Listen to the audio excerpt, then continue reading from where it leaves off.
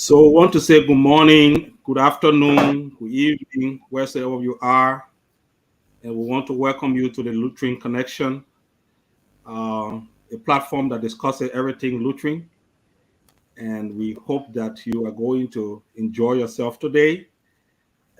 On this platform, we secure the facts beyond emotions. And today we have our two distinguished, illustrious guests on our show. And without much ado, I want now to turn the mic over to our studio in Connecticut. Josiah, can you please take over so you introduce our guest and we proceed? Thank you, Ambassador. It's another great day, folks. You are tuning to my Lutheran discussion TV. It promises to be very exciting today. As the ambassador said, we have on set two great leaders of our church. We have the Bishop Victor G. Patmore, and we have Dala Korkoyah, Senior. Dala Korkoyah Senior is the chairperson of the parish council of the St. Peter's Lutheran Church, which is considered the cathedral of the Lutheran Church in Liberia. Dala comes with a wealth of experience in program and project management.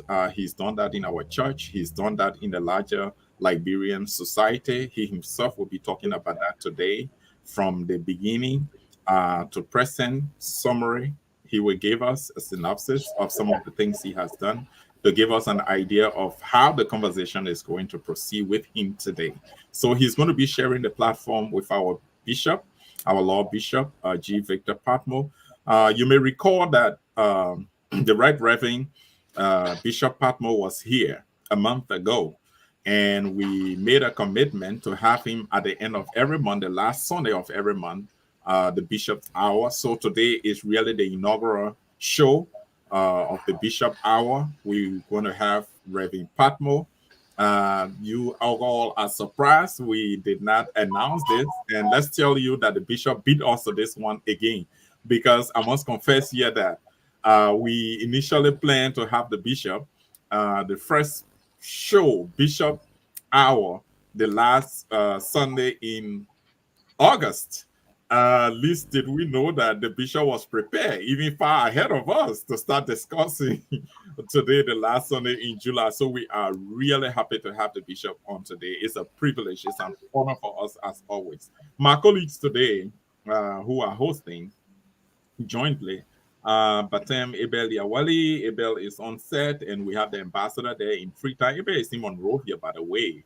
And we have the ambassador there in Freetown, Jerry Tablo.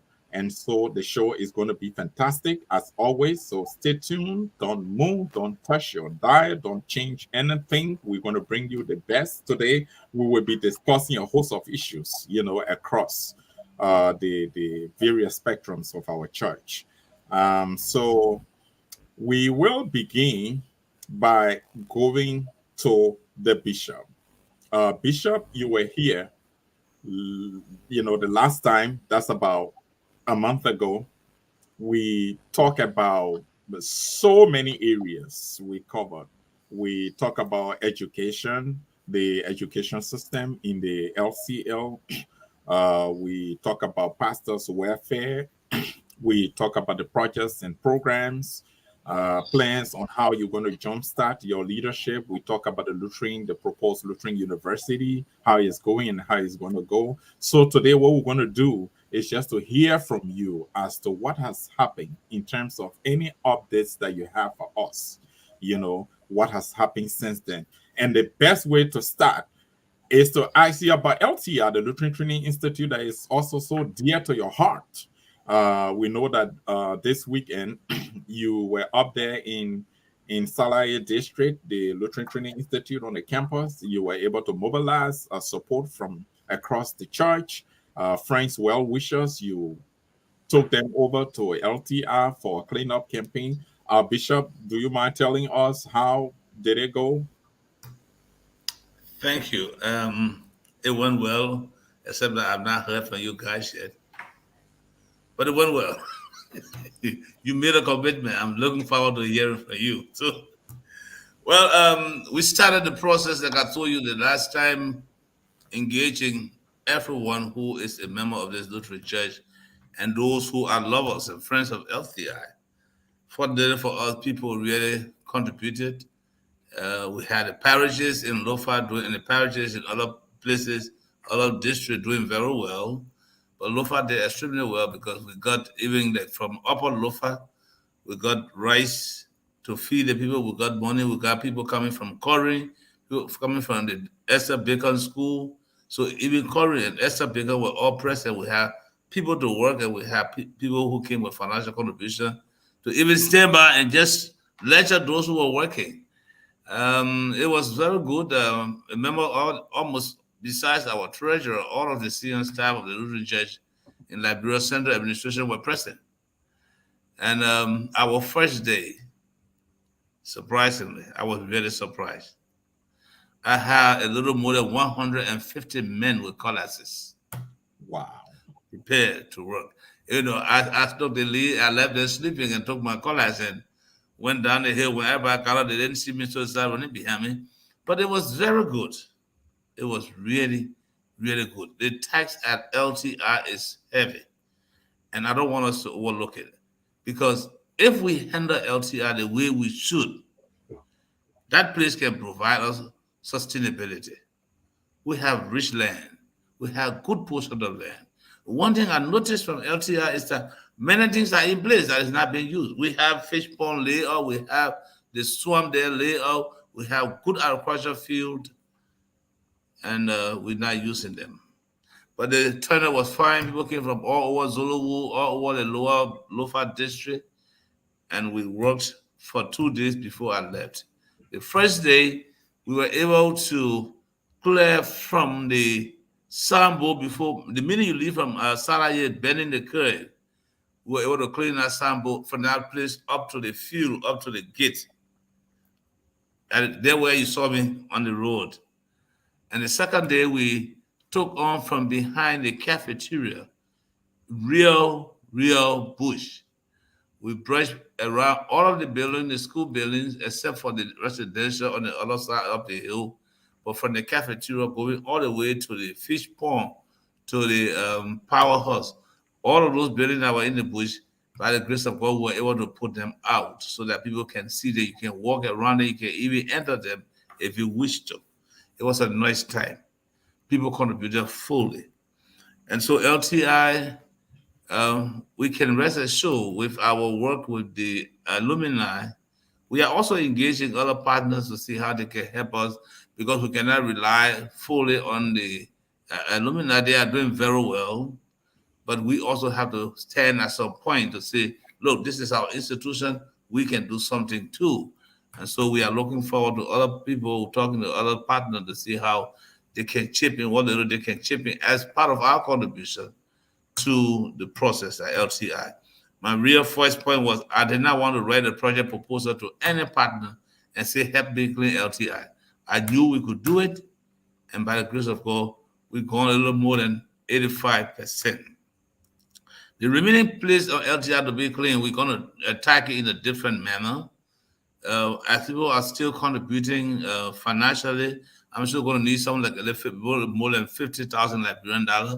By that, we're going to contract those other portions that are harder bush to people who will take it in bits and pieces, and we pay them as they do the work.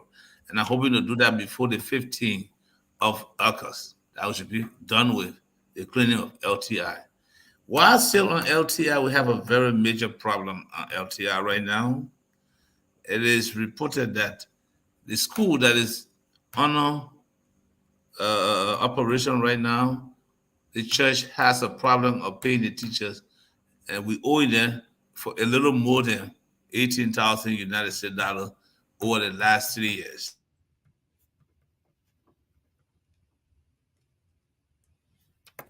But I'm praying that we'll work it out because if we should continue in the school for the next academic year, it means that we have to deal with the teachers' pay. And so if we cannot deal with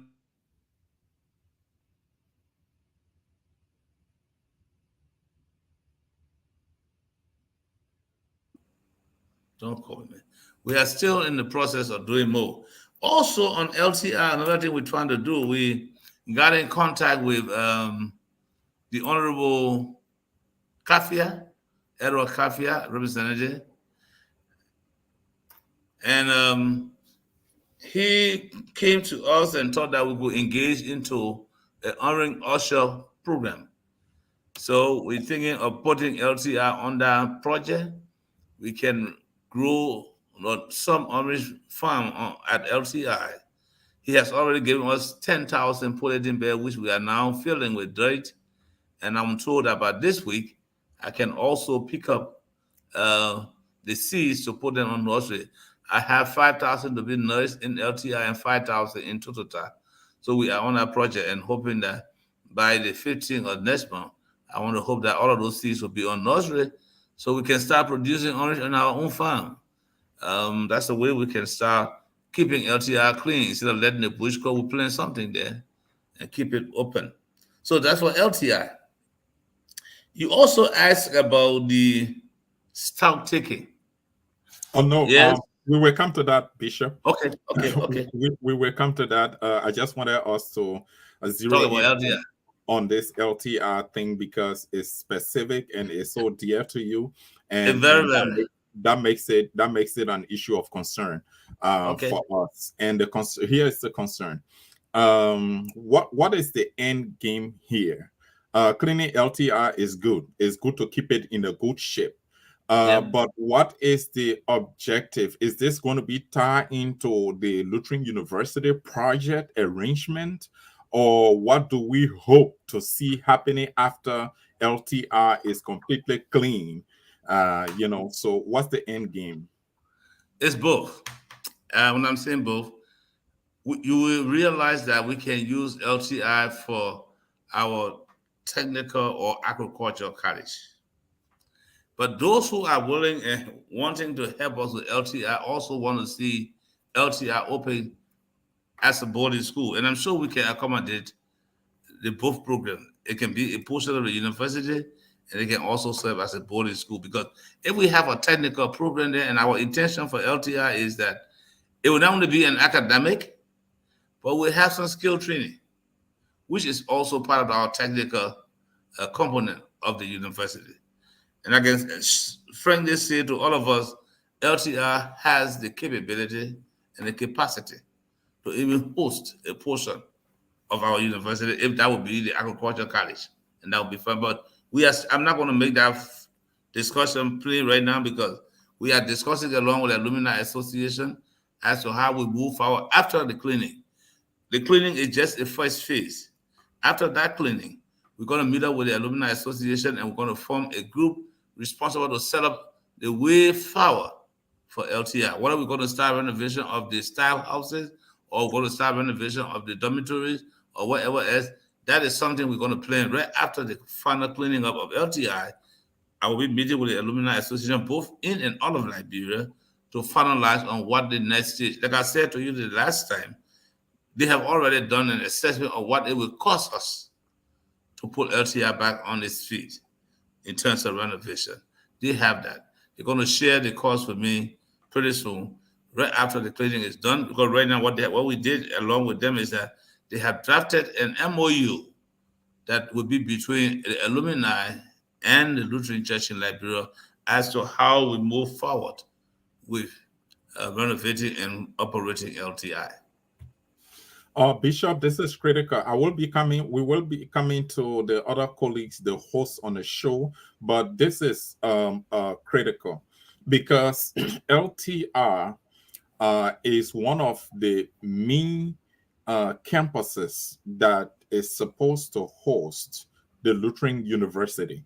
And you are going to improve on the current MOU to make it very specific. And I know LTR, Current Lutheran Hospital, Phoebe Hospital, even the Totota facility, and other facilities that you and your leadership are envisaging will all constitute the campuses of the proposed Lutheran University. Are you concerned that going into arrangements now about the way to treat LTR outside of any memorandum of understanding that will be between you and Aliyah will create some future conflict in terms of roles and responsibilities? Are you concerned about that? I am. I am. The real truth is that, when you start something like this, you need someone to help you move on. Uh, we are still in the discussion, like I said to you. The MOU has not come up. They drafted something in the past or today, and we're going to work along with it. Both with the right now we have this committee, this group of people working with the university programs, of which Dala is a member of. Whatever going to come up, we're going to do them together and make sure that we're not conflicting things. I know part of the MOU with Aliyah is that we do things together. So doing these things together, I want to see what they have, what the alumni has, and then we're going to compare both and see how we make it one so that it doesn't conflict. But for right now, when LCL was lying desolate, we needed some, and we need some formation to put it back. And so in this process, we're working on it. But like you regularly said, these are things to consider, and we're sure going to consider them so that in the future we don't end up into some conflict. Right, that was an issue of concern. So the last question I'm going to ask before we go to the ambassador in Freetown is on the Aliyah's convention. And we will be going to Dala for his first round of questioning after we complete the first round of questioning for the bishop. So Dala, we want you to just stand by. I know you are enjoying the exchange, between me and the bishop, but your turn is coming very soon. Right. And Bishop, before I ask you this final question on the LTR thing, I will have to bring in Aliyah because Aliyah is your key partner on the Lutheran University project. Are you coming to the convention that is planned for August? No. And the reason is I got the invitation actually, but at the time I got the invitation, I had not been consecrated as the bishop. Right. And so then to get the process going from the embassy, I did not have a diplomatic passport and I could not refer to myself as the bishop. So we tried to do an emergency arrangement for interview. We were denied. At the time, even the president for Aliyah was in country along with his delegate. And I'm sure even Willie Korkoyah tried to see what he could do some touches. Unfortunately, it didn't go through. So, yes, in fact, the opportunity would have been I would have attended Aliyah's convention at the same time attend the LTI Alumni Association convention at the same time. But again, no, that did not materialize because the embassy did not grant us the opportunity to travel. So right now, what I'm doing now is working, since I'm now the sitting bishop, working on a diplomatic passport so that we can move on from there. Anytime we have such an opportunity, we will not be denied because we are carrying ordinary passport. Great. So does that mean you are going to virtually participate in the convention, giving the significance of being a part of the convention? I don't know how, but I will not be in the seats. So if there's any Okay. other means by which I can participate, if I'm contacted and told how to do that, I'll be willing to be a part. Right. But physically, Uh, with my physical body, I will not be there. I know you won't be there, but I'm sure Aliyah is going to set up, technology wise, so that you will have the opportunity to participate in the proceedings of the convention because it is completely important for you to be a part of those proceedings, giving the structure and the content of the ensuing convention. So I'm sure they will be working on that, Bishop, and they might get to you in that respect. We will come back to you, Bishop, on some other aspects, but for now I'd like to go to Jerry, the ambassador in Freetown, who will also be engaging you with another round of questioning. Joe, thank you. You did a lot.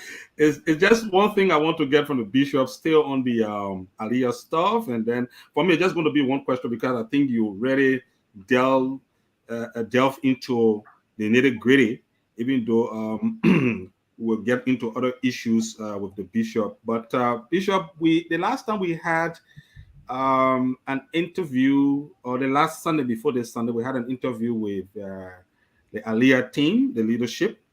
And then, like Joe said, we went over the issue of the MOU, and we saw that was a bit generic. And they did admit that they are working backward. And so if you see the team for today, how can we build forward better the LCL?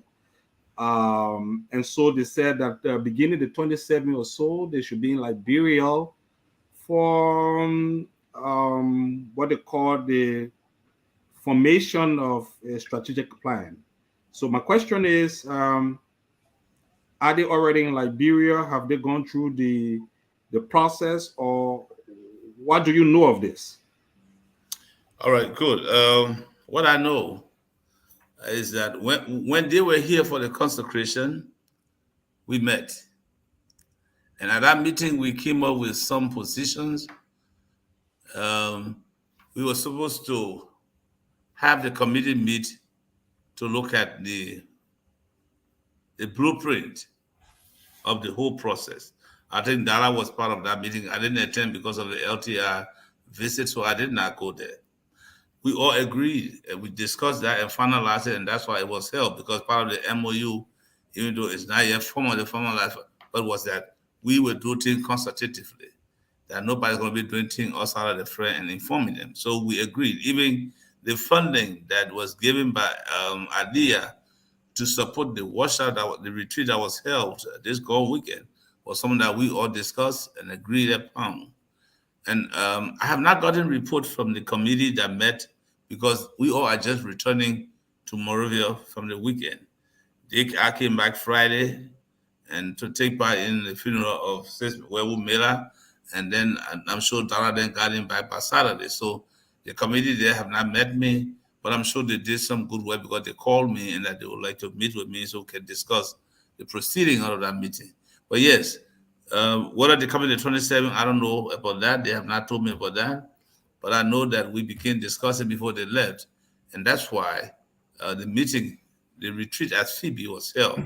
I personally told them I was tired with the delays, and we need to do something to push things forward. Then delay them. If we were moving the way how we're moving now, I think we would have been far ahead, far place.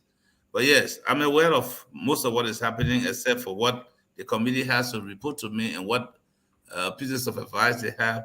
I have not heard from them, but I'm sure things were fruitful, and I'm looking forward to hearing from them. All right, that's great. Dala is here, so maybe he will give us more information around that, because I think Joe stand to be corrected, but I think they said that it should have begun the 27th or the 29th of July, this July, to the 30th or 31st. So yeah. I assume that they should either still be in Liberia or they have left. I assume, but we did hear from them that Dala was nominated as one of the members on the committee, and so he would say something about that. But I don't think they were here. I don't think they were here. We agreed for that meeting for the date you giving, but we constituted a committee to do that work, and like you said, Dala was a part. But the group from Aliyah, to say they were here present, I don't think Dala was.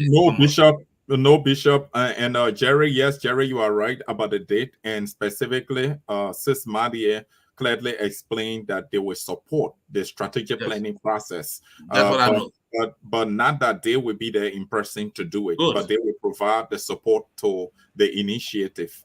And they also confirmed, because we were concerned about the leadership gap, given the fact that Reverend King is going to be leaving, and at the same time, a major undertaking such as developing a strategic plan is taking place, with such gap created. That's when she said Dala was going to be the one to step in, according to them, in terms of what they know. Dala was that's what we all agreed on. We all agree upon it. Yeah, they indicated that, they underscored that during the thank you so much. So Dala was still here, but just one more last thing for the bishop. I mean, we all can say clearly that the path to our educational system in the LCL, or formulating the LCL educational system is, Dal, very stiff. We know that. I mean, clearly.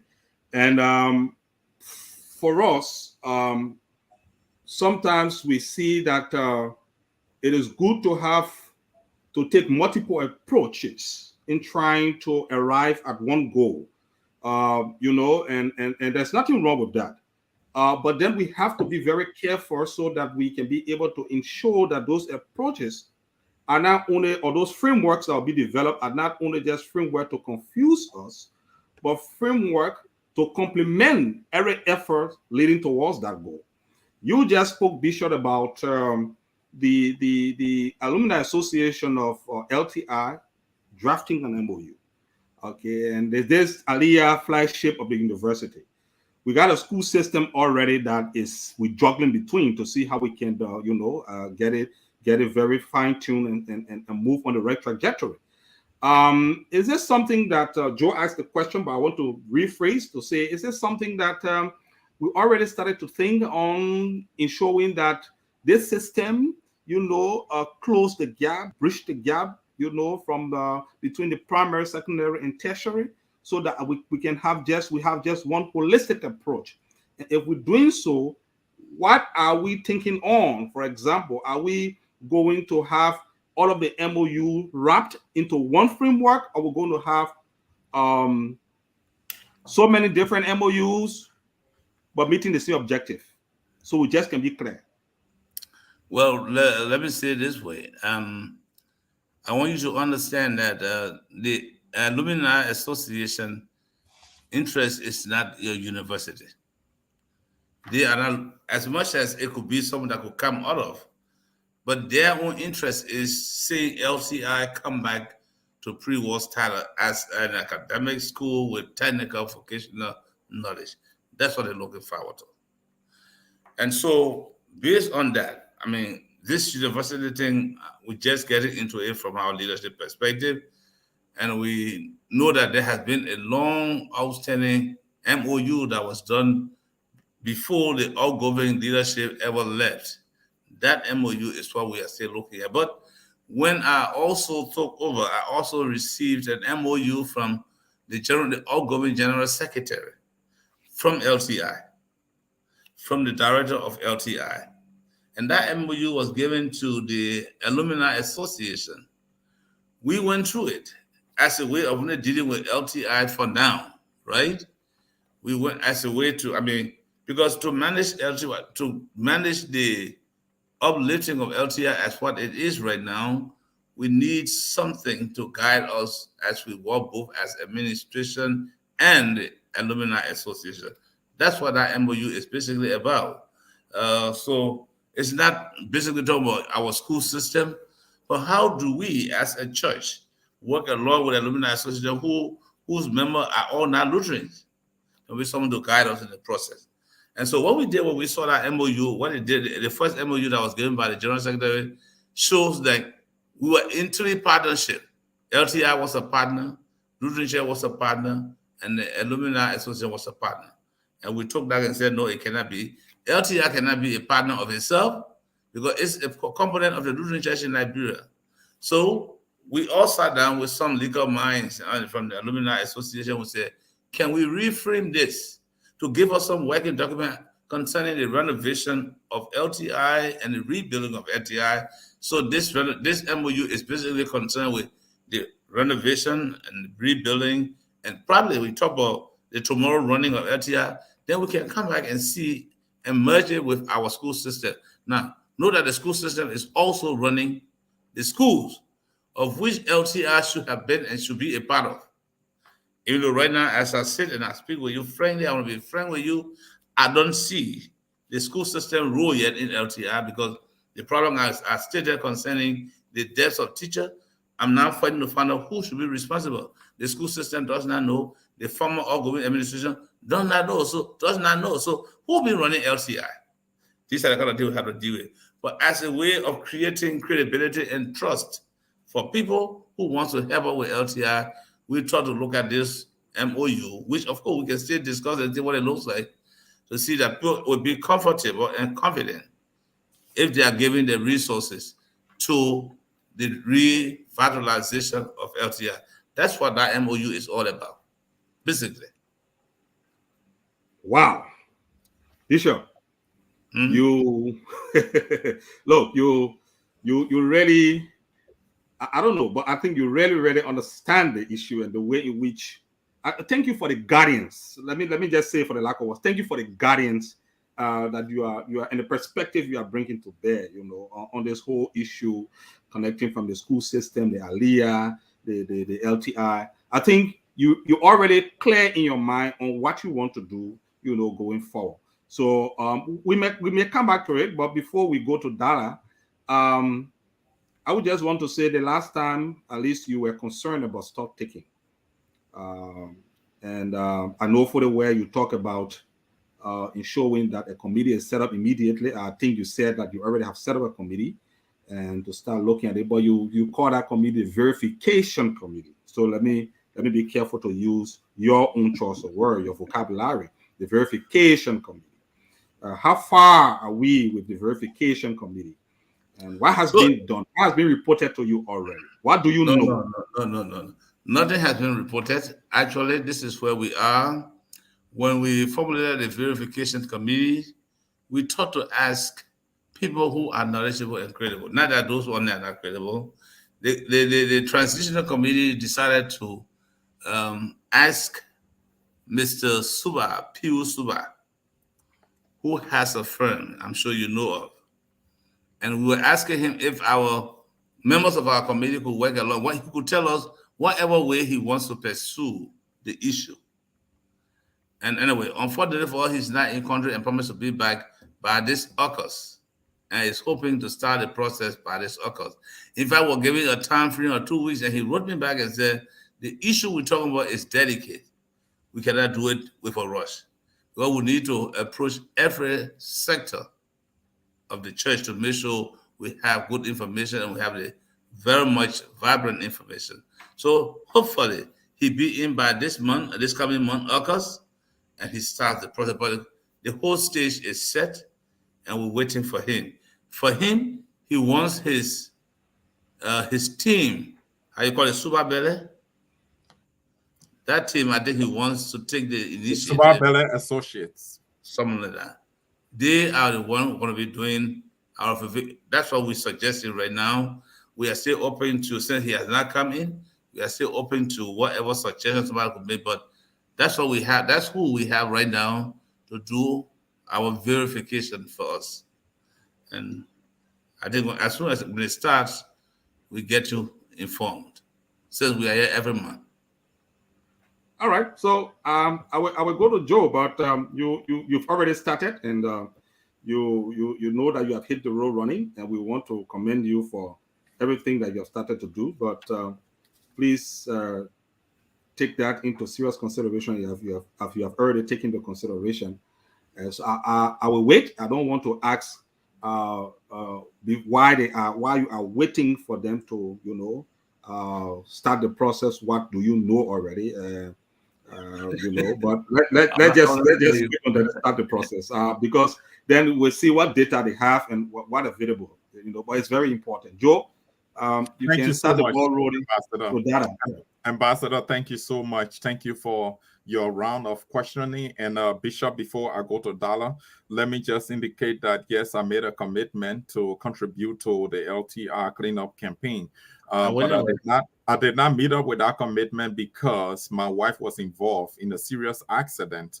We had a car that slammed her from the rear end, slammed the car, and right now she's off work for 2 weeks because of some muscle injuries. There were no broken bones, no fractures, but muscle injuries.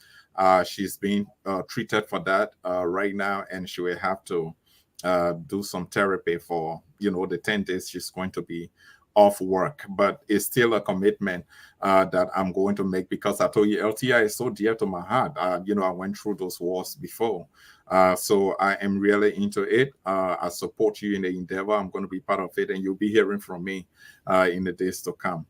The other thing is that sorry for us. right, right. Thank you. The other thing is that I do agree with you 100% that LTR has to be the responsibility of the church. So LTR existed before Aliyah, so you cannot Right. wait for Aliyah. I think that's the rationale. You cannot wait for Aliyah to come before you can start making decisions on what to do with LTR. You have to make decisions in terms of cleaning of LTR, making it attractive to supporters, to donors, or friends who are interested in helping the church bring it back to its pre-war status, as you just underscore. So that is quite understandable. We will be going to Dala now, but folks, you are tuned into my Lutheran Connections discussion. We come to you every Sunday at this time. Today is great. We have Bishop, the Right Reverend G. Victor Patmore of the Lutheran Church in Liberia. We also have Dala Korkoyah, who has grown up in the ranks and files of the LCL, very experienced, knowledgeable program and project expert. We are blessed to have him here today, not just from the program aspect. He is a leader in the LCL, the chairman, for that matter, of the Cathedral of the Lutheran Church in Liberia, the St. Peter's Lutheran Parish. Dala Korkoyah, would like to say you are most welcome, my dear brother, to my Lutheran Connection discussion. Thank you, Josiah, and thank you to your co-host. And it's a privilege to share this platform with the Lord Bishop. So we're looking forward to having really fruitful discussions tonight, laying out frameworks and roadmaps regarding the future of this church, what needs to be done now, short term, what needs to be done midterm, what needs to be done long term. It's a holistic approach we think LCL needs to take to address its development needs. So we're really happy to share this platform tonight. Thank you. Great. And thank you for that dimension, the short, medium, and long-term plans. Yeah. That helps to, makes the discussion, to make the discussion very interesting or complete, if you like. This is how we're going to start with you, Dala. We were finding it difficult the way to get the conversation started with you, given the different roles you have played in the life of our church, but we managed to get a perspective. And you were once a youth in the LCL. You are now one of those men who just became men straight from the LCL perspective. You were once a youth, you play a role as a youth, and we want to know just a synopsis of some of the things that you did.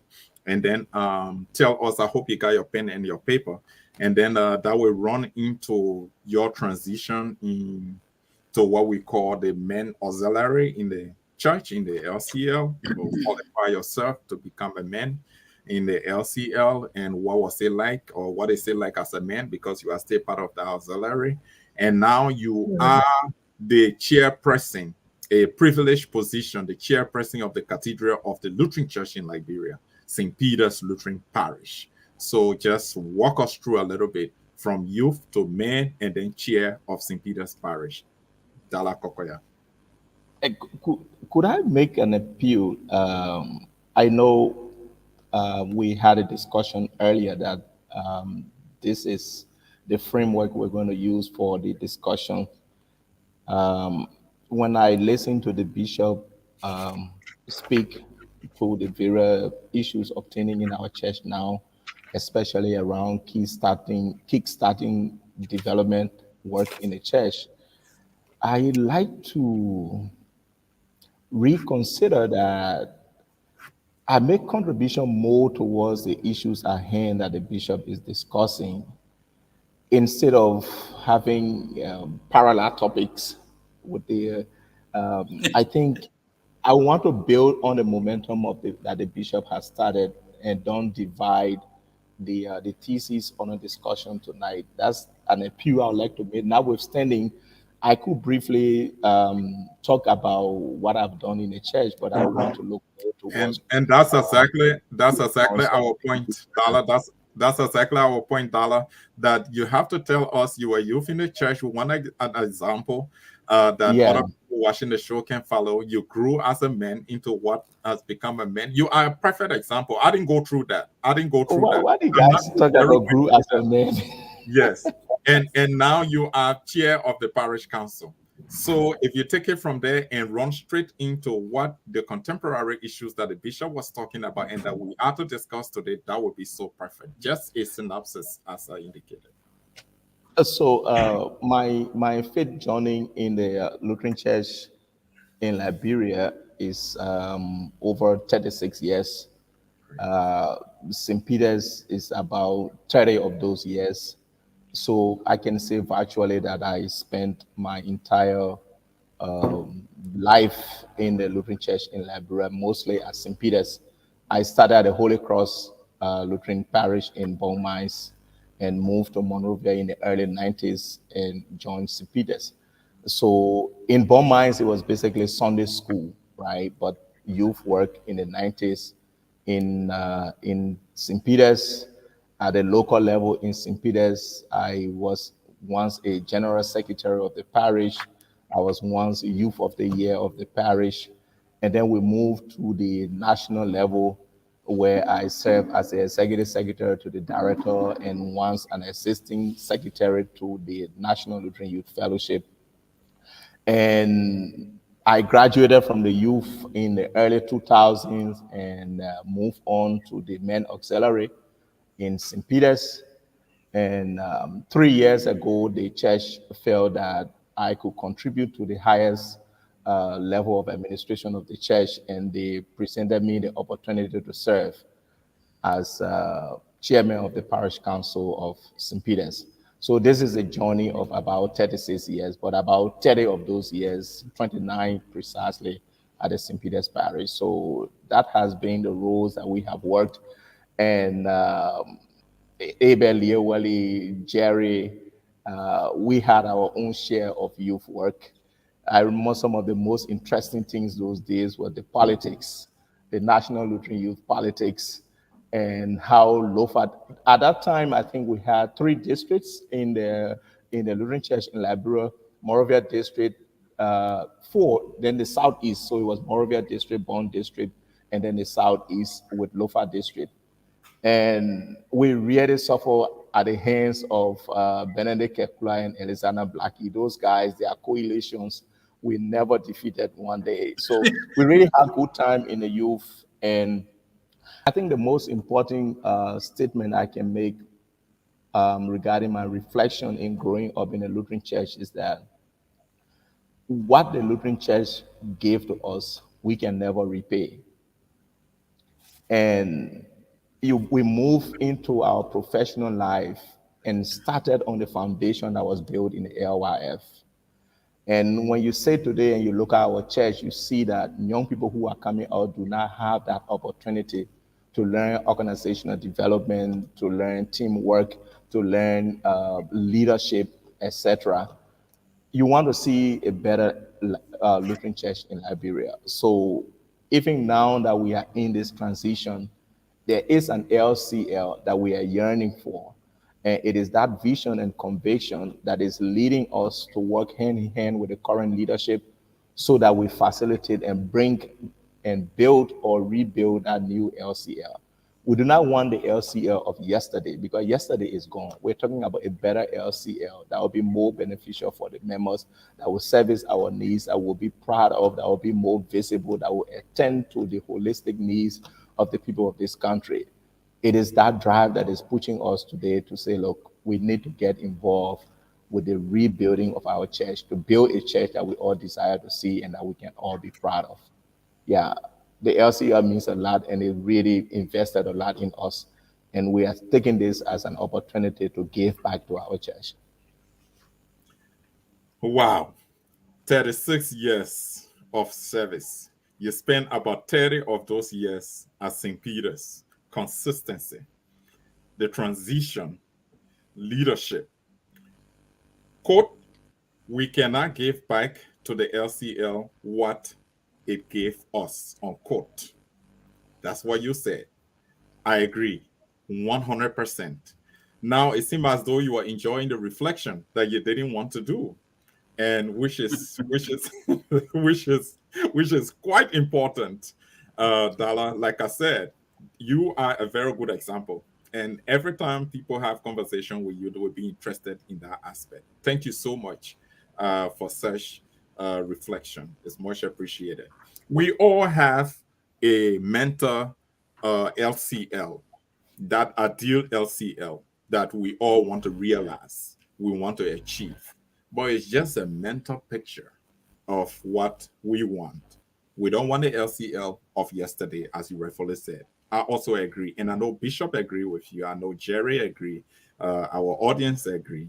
But we have this beautiful design of the LCL that we want mentally, which constitute our vision. That's what we want to achieve. How are we going to achieve that?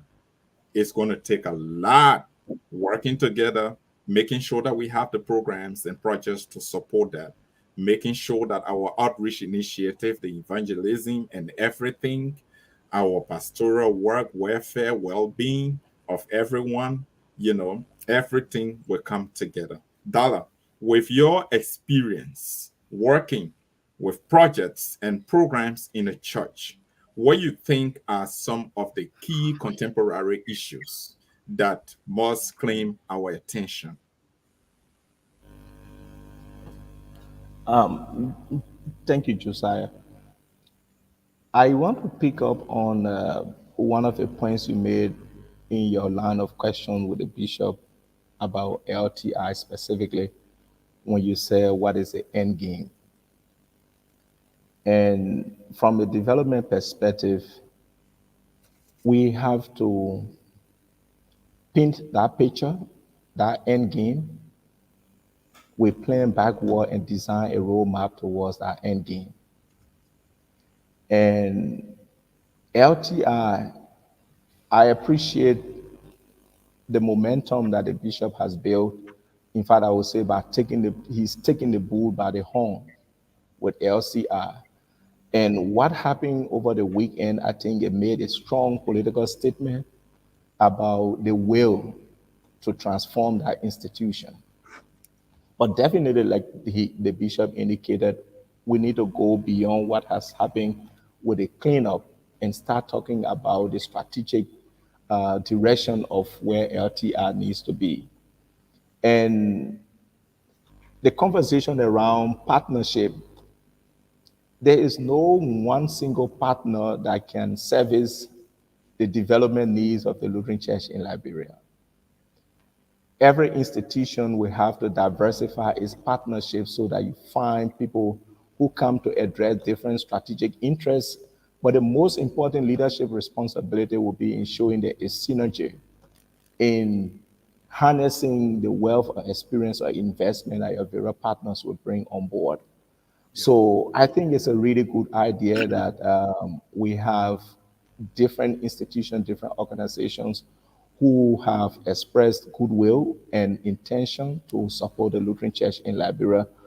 At this stage, if we talk about the Alumni Association of LTI and ALIA, as well as other institutions who may come in the future, I think we as a national church, we have to define what our priorities are and do the necessary gap analysis. Because that gap analysis will help us to identify strategic partners who will address issues that other partners are not addressing in their strategic framework. For me, I think that is the approach that the Lutheran Church in Liberia is taking, because it knows that a single partner or a single development institution will not be able to intervene in all of the issues that LCL has to address. So I think that's really strategic. As the bishop indicated, having more conversation, having more dialogue, and clarifying these responsibilities. You started the show by reflecting on the existing memorandum of understanding between the Lutheran Church in Liberia and Aliyah, and the need to revisit it so that roles and responsibilities are clearly defined, objectives are clearly stated. Then, if you see areas that are not being addressed under the current framework with Aliyah, it provides an opportunity to outsource, to encourage and bring on board others who may have either the resources or the expertise to address those areas of needs that are not covered on the current MOU. And as you and I know, there is no one single memorandum of understanding that will be all encompassing to address holistically the needs of the Lutheran Church in Liberia. So if you talk about contemporary issue, I think a lot will have to do with partnership management, because the LCL traditionally has been working with many partners, both local partners and international partners. How do we manage these partners so that we can maximize their support to address the needs that we have in our country? I think that is a critical issue. But one of the things I want to bring up tonight is that where are we now? 6 years from now, when we talk about a transition, when this leadership, the leadership of Bishop Patmo, will be rounding the corner 6 years from Dala, I now. agree. I want you to hold your thought a little bit on that. Where are we now? Okay, We're going, which is very good. I all want right. to take you back to an important line, Okay, in your discussion of the importance of, diversifying and then managing partnership, which is key. And I know it is a gap that has to be bridged. The goodwill and the intentions are very good, but when there is no leadership to manage them properly so that we get the benefit, we are able to get the benefit as a church, is just not going to be useful. Has that been an issue of the past? Have we not have a good partnership management of the LCL? And I'm speaking in the larger term, in terms of the different projects that being operated by the church. Have we had that as an issue? no, that's not where I was coming from. I wasn't reflecting on the past. I was speaking more to the issue at hand as you raise them as issues of concern. That you have Aliyah that is working with the LCL, and then you are having the Lutheran Training Institute, the Alumni Association that is coming on board with the interest in the education sector. You were concerned whether there will be no conflict. The point I'm making now is our leadership honor Bishop Padmo to effectively manage those relationships, those partnerships. And when you listen to him, that was a point he made. He said, we need to bring these partners together to address different gaps within our system. So managing these partners effectively will really be key. It will be a strong determinant to the level of result that we achieve I with agree. the input that they are going to make. That's the point I was coming from. I agree. And notwithstanding, the my question is strongly related to that. Only that I want to know if that was a gap that we had. We had, for example, the Nutrient Development Project. We had the LCL HIV/AIDS program, which is now going to be different from projects that we're going to be operating going forward, which would require also partnership management. Did we have an issue of that nature in the past? Because usually they say you can plant a new mat on the old mat. Did we have a partnership management issue in the past with our different projects, how we brought them together, how we build synergies? Did we do that effectively in the past? I left the employ of the Lutheran Church in Liberia about 16 years ago. So I Right. think my memory about the organizational arrangement and the functions of various institutions may not be as current. But what I could speak to, and again, narrowing my discussion to the issues around LTI and the Aliyah. When you listen to the bishop initially, he talked about how long these things has been. I understand the current Lutheran University steering committee was organized in 2020. Right. And between 2020 and now, that's over 2 years. What concrete results can we show regarding the relationship with Aliyah? I mean, that all speaks to the management of these partnerships and what our strategic interests are, right? If it is a priority for us, we have to manage it to gain the best out of it. But over the past 2 years, we don't seem to exhibit any concrete results from the work with Aliyah so far. Fortunately for us, Aliyah still has the goodwill, the intention to partner with the Lutheran Church to see this dream come to fruition. So that political will and the intention that has been demonstrated, goodwill towards the LCL, has to be managed very, very effectively so that we get the returns on this investment. Great. Effective partnership management for the entire Lutheran University, the LTR process, and everything is quite important here. It takes center stage. Dala, that's a very good point. But beyond LTR, role as an institution of the church and an institution probably soon to become one of the major campuses of the proposed Lutheran University. What are other areas that we need to focus on that you think is relevant in the going forward march of the church? So I've joined the steering committee of the Lutheran University in Liberia to join other hardworking members of our church who are volunteering their time and their expertise to promote the development of our church. Last week, we were in Phoebe on a 3-day retreat sponsored by Aliyah to design a framework that will help us to develop a strategic plan that will lead towards the establishment of the Lutheran University.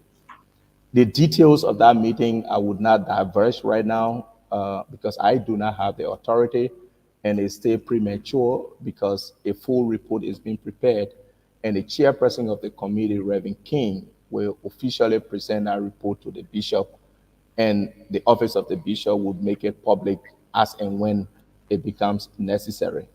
But from what I have learned over the short time I've engaged and the consultations and available information that I've read, I think the strategy of the LCL is very, very potent. The Lutheran, the establishment of the Lutheran University strategy is very potent because the LCL is not starting from zero. The existing resources that the LCL has, it wants to convert them into educational asset. You talked about the 3 campuses. One of the observations we made was that the 3 campuses will not automatically become universities. They may have been working as individual schools. So we need strategy that will bring them together so that we get the most out of them, the optimal performance of all of these institutions. I think that is really critical. And another strategy is that when we're talking about a university, this university has to be different. And the LCL is looking at incorporating the entire educational framework into that university. We have a school system that has been around for many years. The current thinking is that this school system that provides primary and secondary education should create a pipeline of students that will feed into that university. So Definitely. as we are having the discussion around the university, you should also be thinking about the school system. But we all know the state of affairs of our school system in terms of the policy, in terms of the ownership, in terms of the level of participation of various Lutheran schools. And the quality of our schools, the output, the infrastructure, the management systems, we are not performing very optimally in the school system. So if we want to use the school system as a springboard to launch the university, then we need to look at the school system and identify the faults, the shortcomings, but then at the same time learn the best practices so that this school system becomes very, very vibrant, very, very effective for us to use to support a university. So as we're talking about a university, we have to be looking at the pipeline and looking at the school system parallel. Whatever investment we want to do for a university, the stronger our university will depend on the level of effectiveness of the school system. So right now, I think it is really critical that we start to pay attention to our school system and identify what the inhibitions are and the necessary remedies that we need to take so that the school system becomes effective and that it can contribute in the way that we envision is going to function on the educational program of the Lutheran Church in Liberia to support the university. I think regarding university and the education sector overall, those are things to look at. But more so, we should be talking about faculty, right? There are a lot of you want to have you want to have a university, you got to have faculty, right? You need resources to run university, so it's a whole strategic approach. This is why the strategic plan development is critical.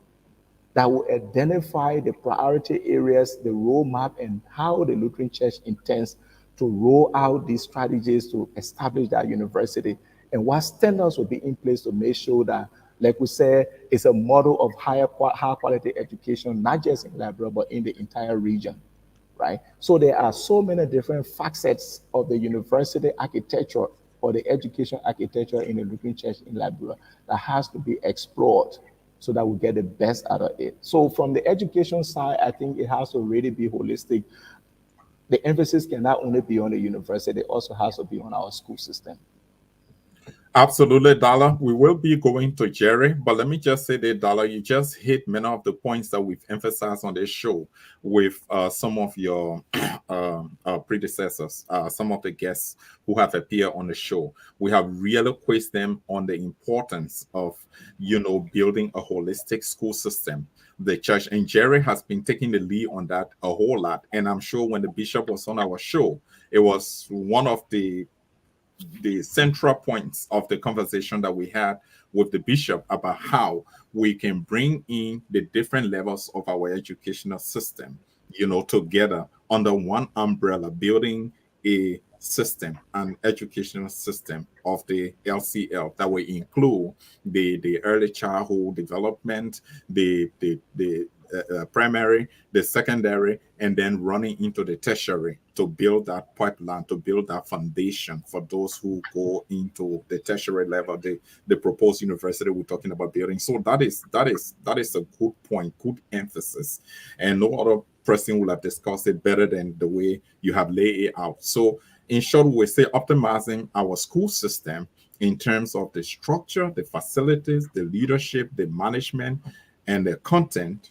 is very key. So we can't just discuss the university in isolation of a well-established and structured educational system of the LCL. So I thought that was excellent.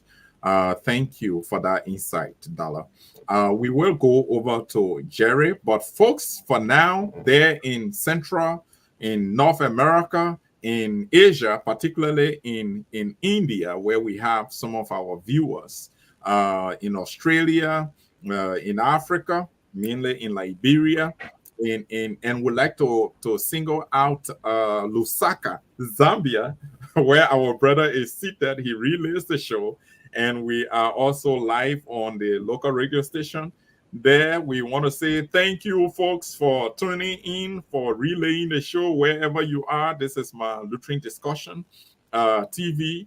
Today, we are in the company of the Bishop of the Lutheran Church, the Right Reverend G. Victor Patmo, and Dala Korkoyah, Brother Dala Korkoyah Sr., who is the chairperson of the St. Peter's Lutheran Parish. They are here bringing it to you just as you need it. It is our role to provide you the information. We discuss all things Lutheran, and here we secure the fights beyond emotion. We will now go over to Jerry Tabla, our ambassador in Freetown, who has another round of questioning for Mr. Korkoyah. Jerry, it's yours. Thank you, Joe. Thank you, Joe. Very excellent. And Bishop, we would like to inform you that this is your hour. So at any one point in time you want to jump in, please cut off us. Just jump in, and you can make some clarity, you can make some comment. This is your hour, the Bishop's hour. This is your show.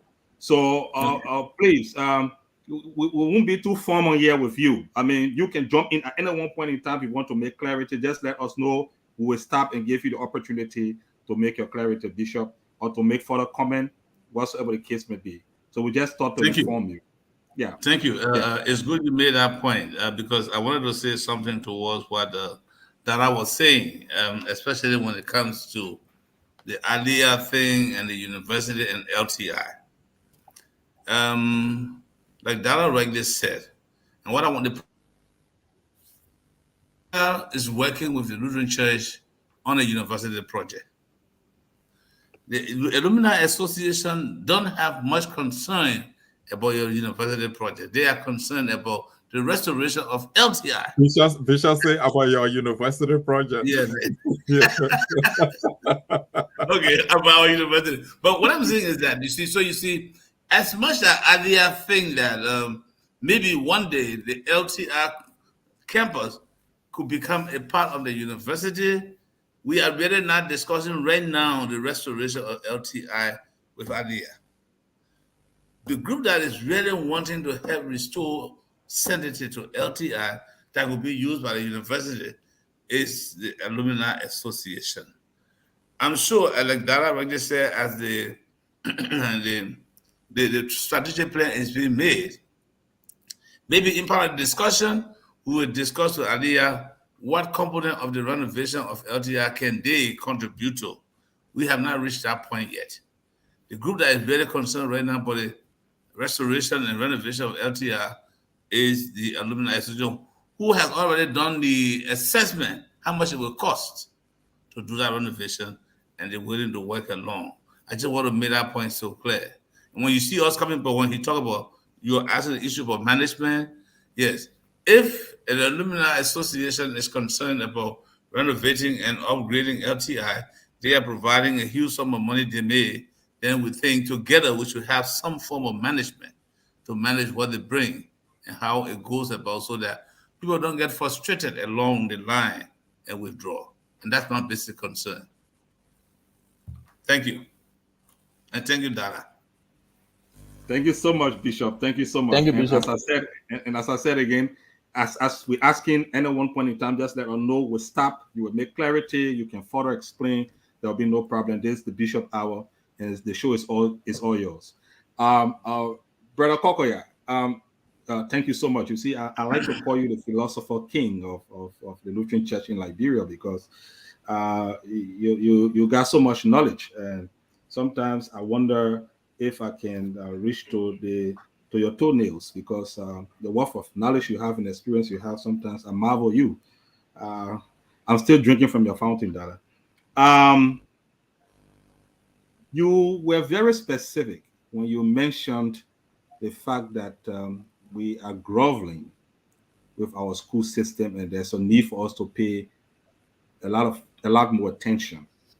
Like Joe said, the last time we had a back and forth with some of the members who attempted or who were on the committee that established the school system, and they were of the view and the opinion that we got a perfect school system. It's just that we some of the churches or the parishes refusing to follow, some of the things that were laid down in the policy.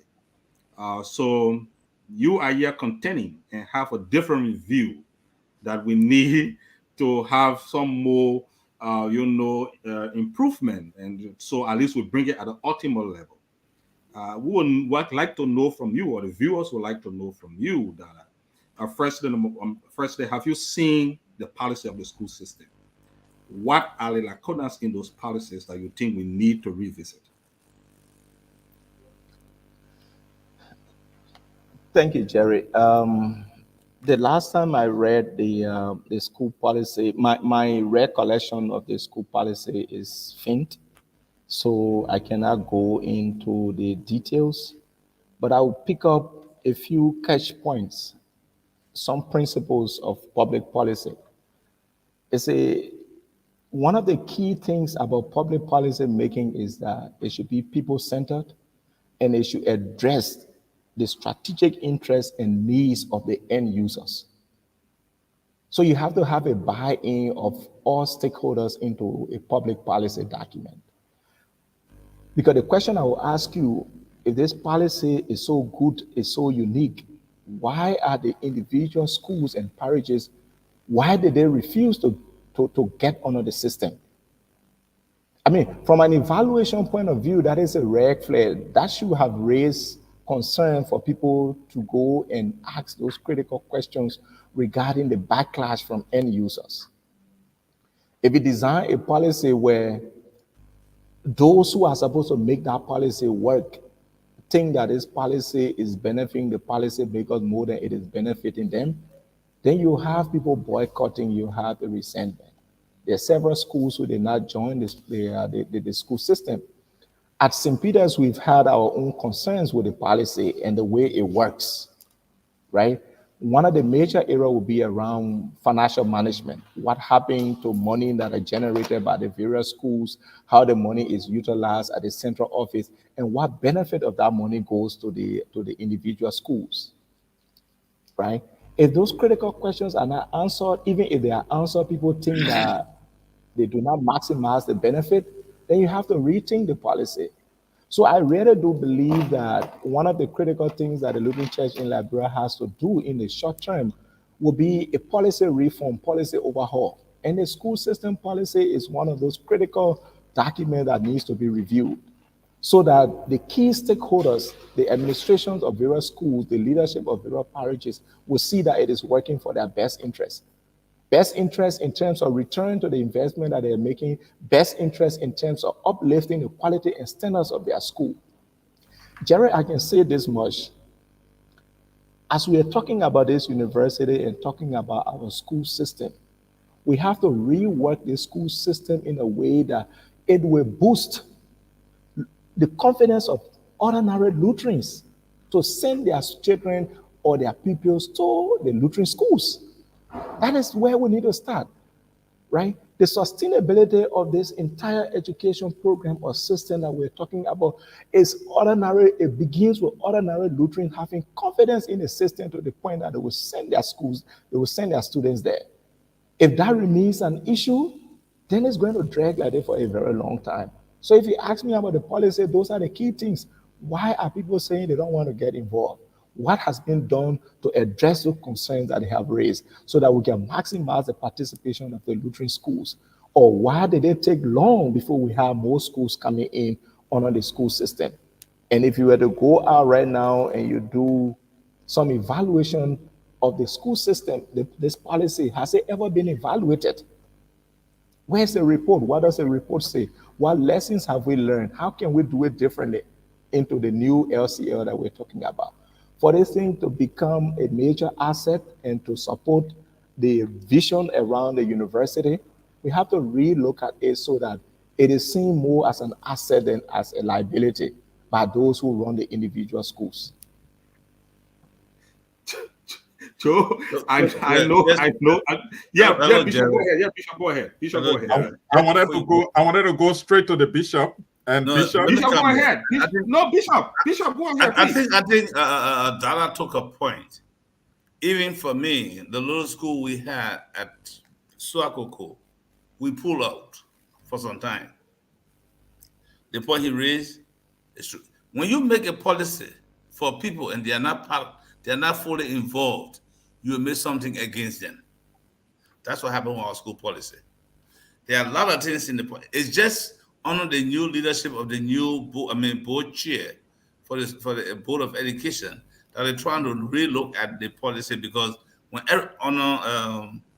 Honorable Thomas Kedor, that they are trying to look at that policy, trying to consult the parishes that own the schools, because most of our schools were built by parishes, not the LCL. And if they don't find their way who built their schools, you're not going to get their support. So some of those things are happening. And like this week, one of my major concerns as the leader of this church is to view every institution policy. The school system is one of them. And I believe that what Dala said, you cannot have a university that you don't have feeder for. And we as a church wants to own, operate, and run in a university, we should have schools credible to feed that university. I told the people in Bannerfield today, we are teaching at universities in this country, and we think we're teaching third grade students because they're not prepared for university. That cannot be the university we want to build, not at all. So I think the point is, while we are doing the university thing, we should have a very firm decision about our schools and the school system. Other than that, we'll be doing fiasco. And that's what I want to say, for sure. We need to consider looking at our policy and all other policies of this church. Something I'm going to do this week to appoint a committee that will start begin looking at our policies to compile them into one booklet this week. I'll start to appoint people to that committee. And I wish I could be sitting there talking with people at Dala so we can make some suggestions as to those who have technical know-how about these kind of a thing. But yes, our policy of our school system is what has driven most of our schools, and we need to correct it. And thank you, Bishop and Joe. Before, because I see you, Joe, gearing up, and you're getting warm in your seat, and I know you want to throw some questions, but please just one more. I don't want it to appear as if to say we are just looking for all of the problems in LCL. It's good to discuss them, but I also want for people to understand that as we discuss these things, we bring in people with the expertise so that they can be able to also provide some addressable minor on how we can be able to, solve some of these problems. So Dara, yeah, you mentioned you attempted mentioning some steps in terms of addressing the issue of the school system, and Bishop also tried to give one example to say that, look, I'm going to one action point to say I'm going to make sure that I form a committee so that they can start the process of reviewing the policy. But if we want to rank our priorities according to the importance in terms of the school system addressing the issues, what could you suggest as A, B, and C data that will also inform and help the bishop inform the committee, since the bishop will be sitting with you? He's already sitting with you, so you can already start a conversation with the bishop.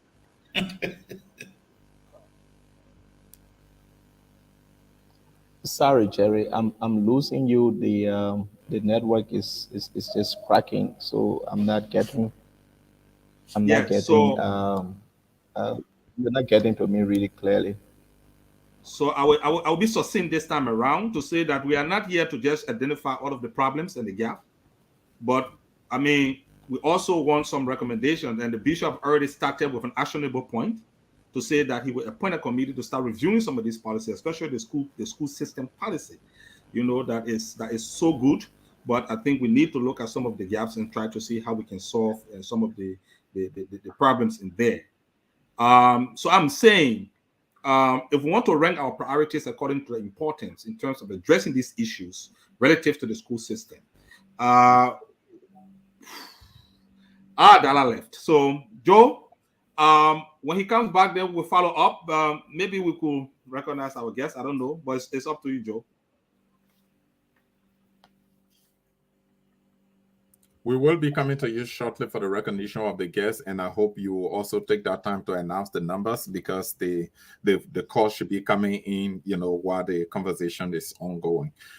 Bishop, you came in at the right time, after Dala made those salient points, and you really responded to my question that I wrote down. I actually wrote down my question to ask you if you agree with Dala on the points that he made on the school system, and perfectly you came in and you even provided, a very good example to support the points that he made, which is very good. But the other question I'm going to ask you is about the steps that your leadership will be taking to address this issue. And that's exactly the same question that Jerry was asking Dala, not just about identifying the issues, but what are the concrete steps? I know you talk about a revision of the policies.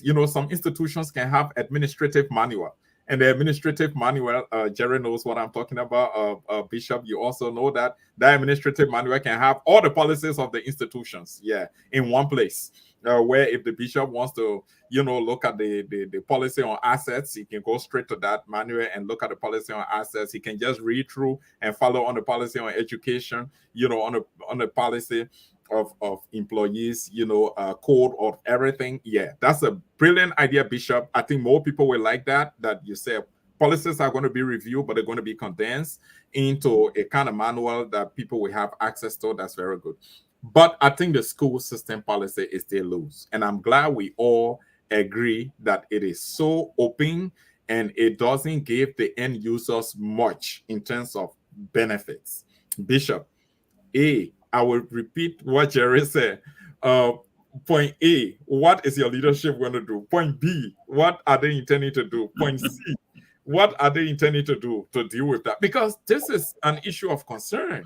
You are talking about a university. What is going to feed that university? With the quality of students that will be coming from secondary institutions going to that university? It has to be from a well-established educational system in terms of the structure, the content, and content really matters and everything. So, how is your leadership going to approach this whole policy reform, education system policy reform? Is this something of priority to your leadership? How you intend to go about it in terms of ABC steps?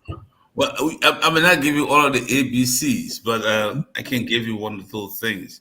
Right. Again, like I said to you all, this is something that we all need to put our ideas together and see how we move on.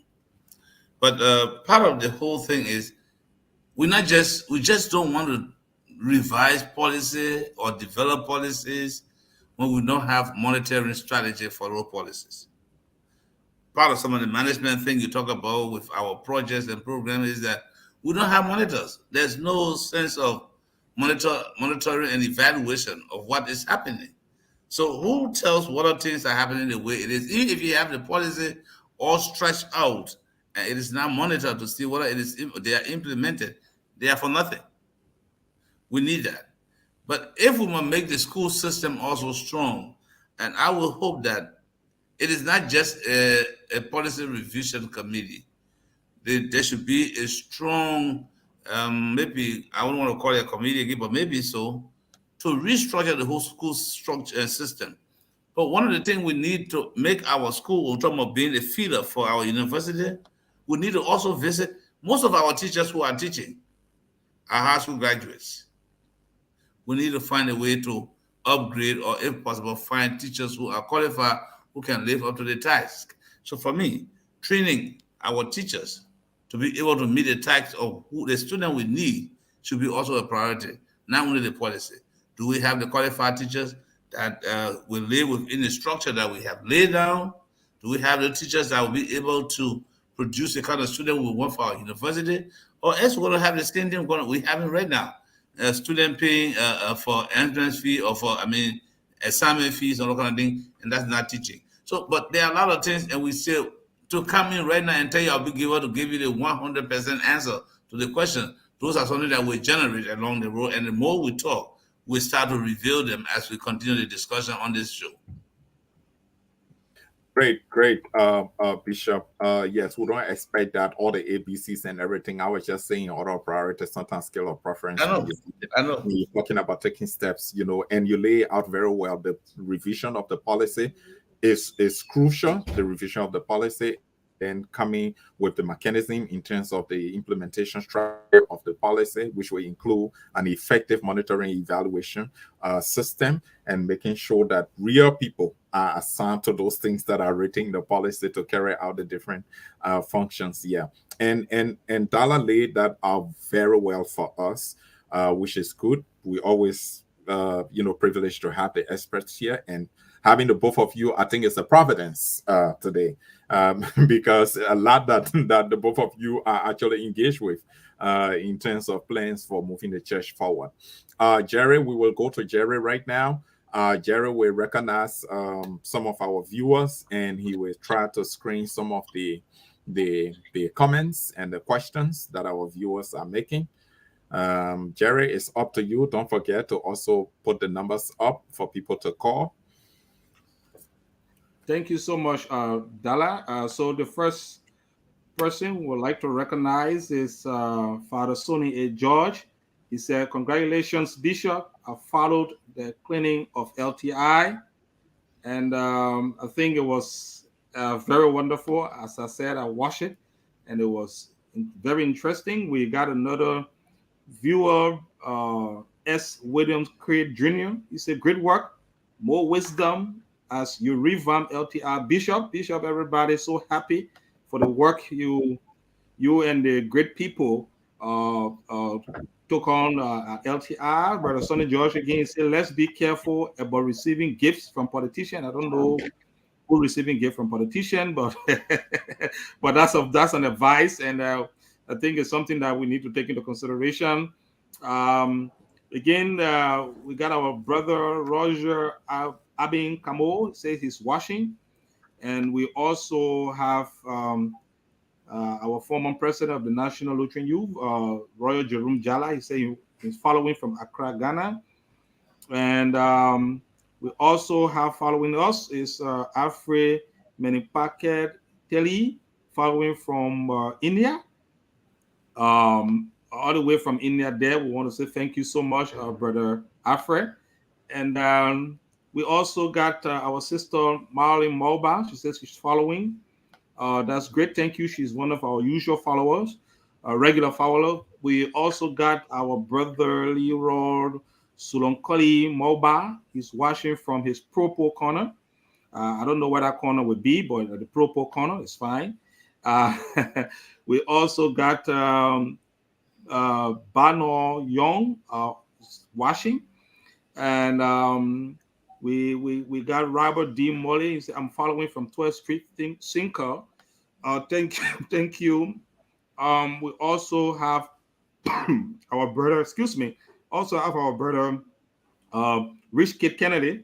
He's saying joining us from his home. Then we also have again our father Sonny George, and he was concerned. He said, I shared the view with Mr. Zuba, I think it's Piu Zuba. He said, let's take our time and engage the stock taking with a careful goal.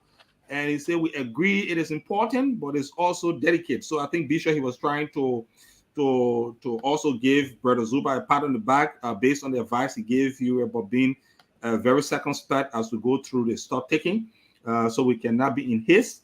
And we got Pat Nazwa, who said thanks so much and looking forward to seeing more, which is good. We also have following S. Ramsey Mator. Say, I'm following you people from Banga City, Bon County. Wow. Brother Mator, I want to say thank you so much for the dedication and for all of the support. You're one of our regular followers. We also got our sister Nettie SBN Joe. Sometimes, I didn't do phonics in school, and certification for me gave me hard time. So what is the last name? Ola Bing? Ola Beji. Okay, Ola Beji. Okay, she's watching us from Omaha. We also want to recognize Ezekiel Francis. He says he's watching. We also want to recognize our brother Roberto Colley. He said, I'm watching from my home in Pinsville, Morovia. Also want to recognize R.M. Hinan. We say thank you so much for following. We want to recognize Mose Vuku, who is following us from the comfort of his home. We also want to recognize John J. Disen Lawa, watching from his home. Couple Sally, our regular followers, watching from Balanceway. I think Balanceway Joe is the graveyard people, right? They call themselves the graveyard also. Yeah, I think don't call my church that name. Oh, sorry. And Brother Sonny Joy again, he said, thanks, Dala. That is the crux of the issue concerning education in the LCL. The Lutheran University will be an end offspring of a good LCL school system. I think he concurs with us on the opinion of having the LCL, the school system being a feeder to the university. And we got Meli Pale Kesumo. See, I'm watching. Okay, Billy. Sorry, yes, Kesumo. Say, I am watching my Lutheran connection from St. Louis City, Missouri State, USA. Sorry, brother. I come from Rufa. We carry the road on the road. So sometimes it's difficult for us to pronounce some of these names, but it's not bad. And we got Zilo Gaman Zima. My man, don't be talking to my in-law then like that. It's a show, Bishop. I think that's an affront. Sorry. And then we got Sapphire say, congratulations, Bishop. I live rather in Phoenix. I hope you visit Trinity Lutheran Church in Arizona one day, Bishop. We hope you get your diplomatic passport so that all of the Lutheran family in the U.S. and in other part of the world can be able to receive you. They really, really want to see you in flesh and blood. And Brother Jackson D. Bono, watching from my home in Moravia. Brother Bono, we say thank you so much. And, and lastly, we got again Fire saying I always share St. Peter's Lutheran Church Liberia on Trinity page and they love it. Oh, Dala, that's a commendation from you. Your St. Peter's Lutheran Church online TV. Joe wanted to know if you people got online TV now, but that's a different discussion for a different day. and then we got Peter Flokolo Tokpa. He said, I'm watching from 72nd Community. The Lutheran University is a must. Yes. So we want to say thanks to all our viewers and many more. We cannot complete the list. It's so long, but we want to say thanks. And Joe, is over to you for the next phase. I don't know if we want to move on to the financing and maybe then we can conclude because the last time we noticed we had the 4 months SG of the LCL, and she said the Lutheran Church is not sustainable. The Lutheran Church in Liberia is not sustainable financially. So we got a serious financial constraint. I don't know if we want to look in those directions. But Joe, it's up to you now. Thank you so much. Thank you, Jerry, for sharing the comments. We didn't see questions from my end. I didn't see questions. If you did, probably you can highlight them for our guests, but they were all accommodations and also indication of people watching the program, following the program. We again like to say today we are having the Red Reverend G. Victor Patmore, the Bishop of the Lutheran Church in Liberia, on the Bishop Hour. This is the inaugural edition of the Bishop Hour. We also have Dala Korkoyah. He's the chair of the St. Peter's Lutheran Parish. He's here. We've been discussing a lot of issues that have claimed the attention of Lutherans and the leadership plans to work towards dealing with those issues as a way of improving the church in terms of its growth and development. Today, we've been able to walk through the Lutheran Church partnership with Aliyah. To some extent, we hope to delve into it further to have a profound conversation on that exclusively, probably with the bishop or his designee, along with the Aliyah team here to talk about that. We also look forward to a time that we can have the Alumni Association of the Lutheran Training Institute, that's LTR, working with the current leadership, about giving LTR facelift and then making sure that we can bring it back to the pre-war status. We can have them here to talk about that. We extend an invitation to them. It would be cool to have them here. I'm sure the bishop will be excited having them here for them to talk about our initiative and their own role, their involvement in the process. We will also be bringing Dala from time to time because from all indications, he is involved with a lot of activities in terms development activities in the church. So he's well situated. We'll bring him to talk about them, in different manners and forms, because we can just bundle everything up and talk about it. We need to talk about those issues to make sense of them in terms of where we are, how we're proceeding with them, and what we intend to achieve from each of them. So Jerry, can you please roll? Okay, the numbers are rolling now. Thank you very much, Jerry. We are going to keep them here for the next 26 minutes. We have our guests here for the next 26 minutes. And once we reach full 2 hours discussion, we will be ending the show for today. So if you have your questions or comments, we have the phone numbers on the screen right now. We have the WhatsApp number +1 929 250 3164. Just call, or you can call +2 32 797 02816, and you will be live on our show. You'll be able to ask Brother Korkoyah or ask Bishop Patmore your questions. So Right now, we will go back to the bishop. We've had a lot from Brother Korkoyah. Bishop, you have talked about Aliyah. You have talked about the educational system. Dala also had a very good perspective on that as well. You've talked about the stock taking process, which you call the verification process. We now have a committee in place. You are already talking with a firm prominently known, the Subabele Associates, and which I know almost every Lutheran will support in terms of being the ones to carry out the verification process with the support of some other important resource for people in the church. I'm sure people like Dala will also contribute towards that. But one thing we have not talked about is financing, and we know that has been an issue in our church.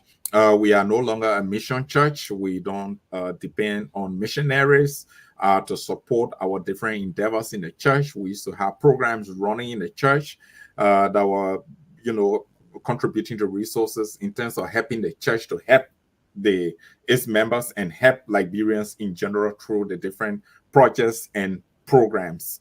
How do we intend to support some of these initiatives that we are undertaking?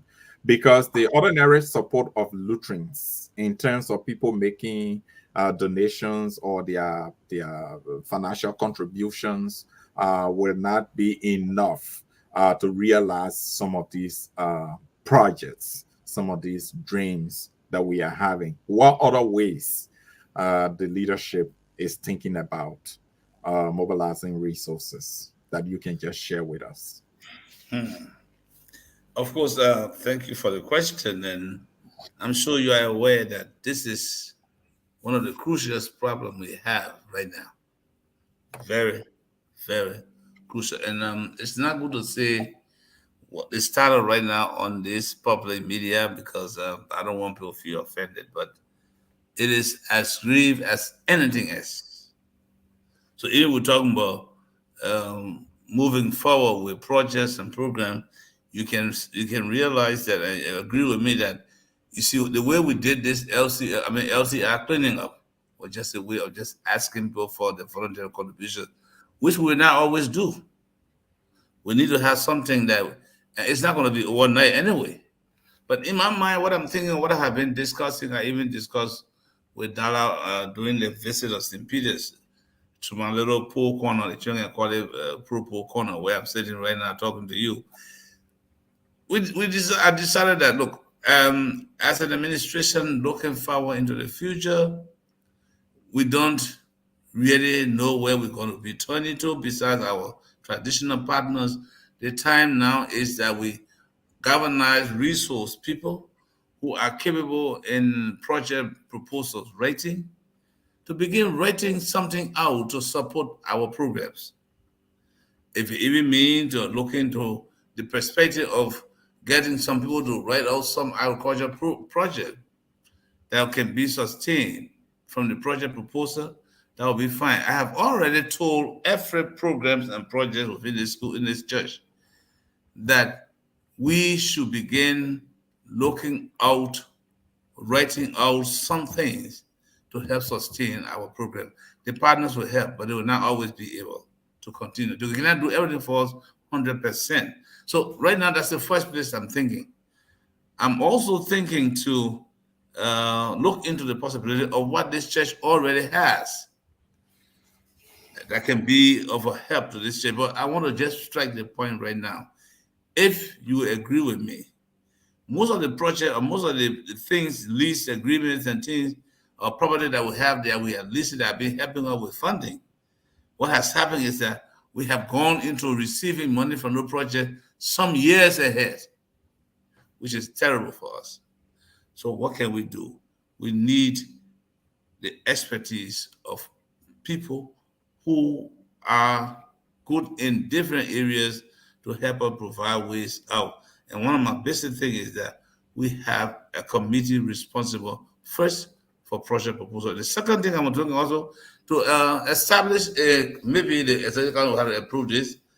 I'm calling it the Ministry of Church Financing, a group of people who are going to be looking for ways and they're going to be accepted by the executive council and there'll be a responsibility. Part of the responsibility will be to write out ways and means by which this church can be funded, and also serve as a financial monitoring arm of the church to make sure that funding raised by this church can be properly used with accountability. Those are the two places I'm thinking right now. Right now, that's what I'm thinking. Because I'm looking to the possibility of even going back to our properties. Right now, we cannot get anything for our properties right now because we have already thinking funding rentage for like 2, 3 years, at least not less than 1 year. We have gone that far. So as I sit where I'm sitting over an empty bucket, just like what the former general secretary told you. So Bishop, you got some. Oh, sorry. That brings me. Bishop, you got some loan to finance though. From where? Bishop. Yeah. You government is continuity. Right. Joe, I'm sorry I interrupted that way. Come on. I see, Joe. You're not happy about it. I didn't want to lose my thought on that. Absolutely, go right ahead. The past administration did say that they took some loan from the bank to do some refurbishing of some buildings and also building some conferences or conference center, all those things. And they managed to service some of the loans, but they still got some outstanding debt that they need to pay. And I see you asking what loan. So have you not been privy with the information? Did you get our turning over note? Well, in the turning over note, that I can vividly point out, we were told that we have some outstanding loan with LCL in the tune of 20,000. That's what I know vividly. Besides the 20,000, I can't really remember except I go back to that turning over note. But that was what was pointed out vividly, that we just what you're talking about. I'm sure the way I understand it, when we took the loan from the bank and we did not want the thing to go against us, we had to credit from somewhere to cover all that debt, and then leaving us with the responsibility of paying the debt down to ELCA. So it was little more than 100,000, and now they have paid some. And what was told to me was that we still have an outstanding debt to ELCA in the tune of 20,000. Okay, Bishop. I know the loan servicing aspect is also a part of the grave financial situation that you highlighted, that you emphasize, because the empty bucket you say you're sitting over is just part of that. So the loan aspect even puts that into a negative. Those who are financial experts, they can better explain that. But I can just talk about it peripherally. I'm sure Dala will want to chime in on this a little bit. Dala, what would be your perspective on this financial situation, and what are some of the things that we can do to support effective financial mobilization in the LCL to support some of these efforts? Thank you, Joe. I would reflect on this more from a corporate perspective, because we're talking about money, and I will use some corporate languages. Every time I think about the financial situation of our church, the things that are not going right, the resources we are unable to mobilize, the assets that we are unable to manage, how all of this accruing into liability for us as an institution, I continue to ask myself, how come in this very marketplace, in this economy, other churches are flourishing, right, and we are not only stagnant, we are regressing? What is it that is going wrong with the way we are managing? Because this is a supply and demand thing. What offering are we not putting into the market to create the appropriate demand or pool to draw resources into our institution? That's the approach I would take. And I can say to you, Josiah, that a lot of time when we reflect on finances, we think about cash. When we reflect on resources, we think about cash in terms of paper with printed heads on them. But the ingredients that give rise to cash often they're not our focus. I give you a typical example. If you're talking about projects, you're talking about all of the businesses in the world, they start with an idea. And for you to generate sellable, marketable ideas, you need to congregate or mobilize the best mind in the institution. And nobody can tell me that Lutheran Church has a deficit or a scarcity of great minds. We got excellent minds, we got technicians. I mean, you're talking about across various sectors in our church. How do we mobilize the best minds of our church to give birth to ideas that can be converted into money? Let's start first with the ideas. What ideas do we need to bring on the table? If you look at our church today and you see the financial report, a lot of the money that they use by management of our church goes into paying operation costs, recurring costs, etc. Around salary, for instance. Quite recently, the bishop and I we had a chat, and I shared with him a concept note about organizing the Association of Lutheran Professionals. That will be a volunteer institution that brings together professionals within the LCL to contribute their expertise and talents towards the development of our church. But build a mechanism in which people will give back to the church. And that will offset a lot of costs if you were to do most of these activities or projects by outsourcing and bringing in firms to do it, as opposed to if you were to mobilize Lutherans and sell this idea to them that they too can contribute. So if you ask me, I would say a three-pronged approach. Number one, first and foremost, you need leadership. You need a leader who sees the vision, who has the enthusiasm, the charisma to move people in a direction that they will see that is beneficial for us as an institution and then also for them individually. So we need leadership. And we're looking forward to Bishop Palmer to provide that leadership. As I indicated earlier, with what has happened at LTR, we see that the leadership is there, the vision, the enthusiasm is there. But then also we need some accountability.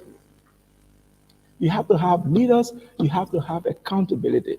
However small, however big, whatever resources are going in here, there has to be a cross point where the various stakeholders get to know what's going on, how the resources that are being generated, the benefits of those resources are filtering down to the larger members or stakeholders of the institution. So you're talking about leadership, you're talking about bringing the best minds together, and you're talking about having a system of accountability. I think those are things that we need to look at and really put a lot behind it. But more than that, Josiah, we have to set our priorities right. We will not do everything. Bishop Patmore will think about 1,000 things, but he may only have the capacity, the institutional capacity, financial capacity to do 10 things. We will do ourselves well if we focus on those 10 things and do them well instead of trying to do 1,000 things around the church and we end up doing it half of Zale or we end up doing it and don't maximize the benefit or the impact of the things that we do. So there's so much happening right now. We got to prioritize. Where do we want to go 5 years from now, 6 years from now? That's the initial point I was making. We should be clear. There are things we'll just not be able to do. There are few things we'll be able to do. Let's define those things. Let's narrow our resources to them and let's do them well. That would be my take as my own reflection around the financial situation of our church. What's going on? Why we're not getting it right? And if I may come in, you there, Jerry? Okay, Bishop. Bishop, come in, Bishop. Yes, come in. I think Dala just struck some of the points. I think, Jerry, you were at St. Andrew when I even called on the professionals of this church to organize themselves and see what way they can help us serve. So even I know there are financial professionals in our church.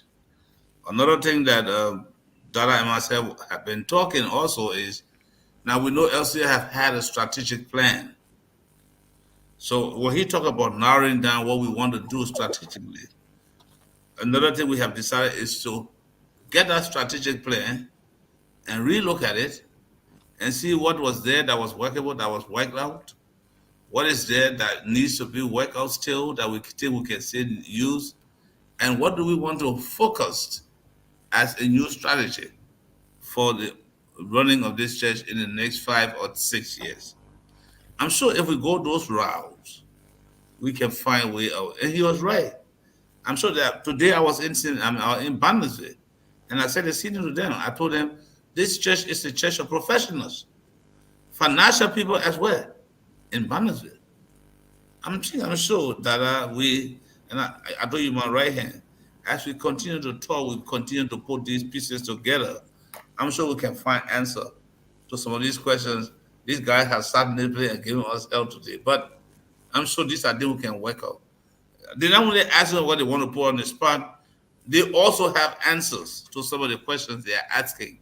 What we need to Exactly. do is not to ask the questions up there, but you can also translate to us.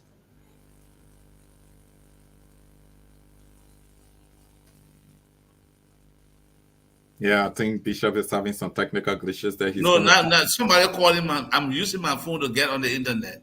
Oh, And okay, so gotcha. whenever Gotcha. they call me, it cuts out the net. But Gotcha. I'm sure when we all begin to discuss how we can move on, this is something that not just Bishop Patmore is going to be able to implement, or like what Dara said, and you know already my dream for this church. When you bring in your pieces, we can coin them together and move on. I want that from you people as well. I mean, I have all the technical know-how, but I can assure you, anyone with a good idea that I think can benefit this church, we will support you to the letter to see LCL move forward. And that's what I want to say to that point. We will be going to Jerry. Jerry also has a question on this segment, but let me say this that Dala provided an expert insight Hmm. into this conversation because the process has to be guarded by the Right. one who sets the agenda. There has to be an agenda for mobilizing resources, and resources has to do with the finances, like he said, and the technical expertise that we need in the church.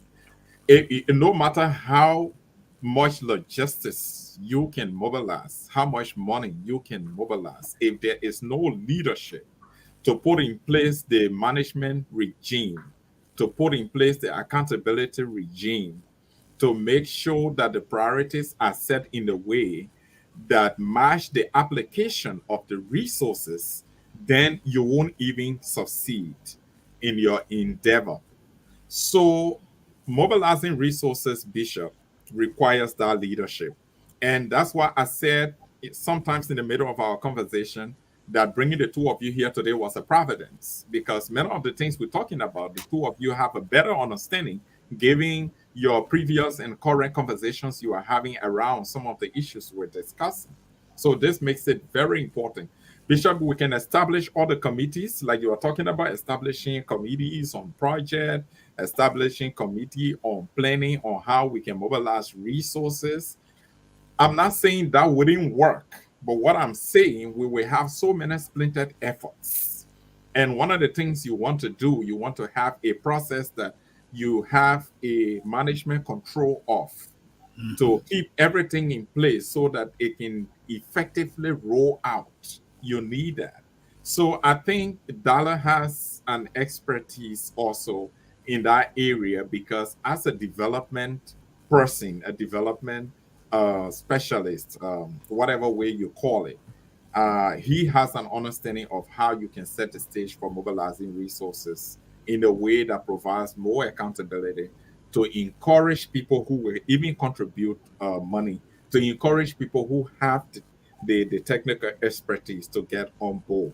So I think you can make use of that. But let me go to Jerry. Jerry will ask this question. We don't have calls yet. Many of the comments are just coming in as commendations. I keep seeing them rolling. We don't have time to say everything, but we go to Jerry to ask this question.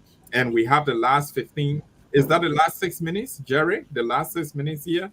So, Jerry, you can Yeah. take 2 minutes of that time, and we'll take the last 2 minutes to wrap up. Yeah, thank you, Joe. The question actually go to you. I mean, it's good that you were talking about what ought to be, and even though we've talked a lot about what is, and we're moving into the domain of what ought to be. But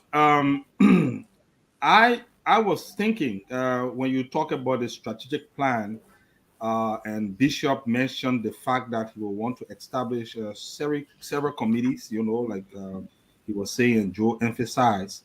It is good to review the LCL strategic plan and look at what we had as an operational plan for the strategic plan. Then we need to develop something we call the resource mobilization strategy. And that strategy then can be used as the kind of roadmap that we can use in mobilizing, resources, which is on top of financial resources. But as you were listing some of the steps that we could take data, I would want to know from you, in order for our church to be financially resilient, um, as we are struggling to try to see if we can be able to mobilize resources, what are some of the sectors that you think we need to work around in developing ecclesiastical policy for financial growth of the church? What sectors are we looking at for this kind of growth and mobilization? I mean, resource mobilization, especially financial resources.